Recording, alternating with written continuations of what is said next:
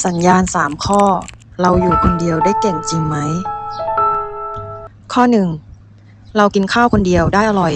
แม้ว่าจะอยู่ในสถานที่คนเยอะมากๆก็ตามโดยที่เราไม่ได้รู้สึกเขินอายเลยรู้สึกสบายใจแล้วมีความสุขดี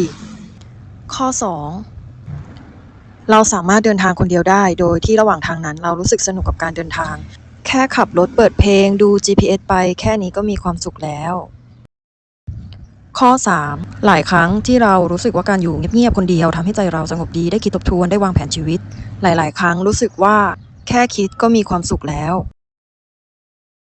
หากคุณมีครบทั้ง3ข้อนั่นคือคุณอยู่คนเดียวได้เก่งจริงๆ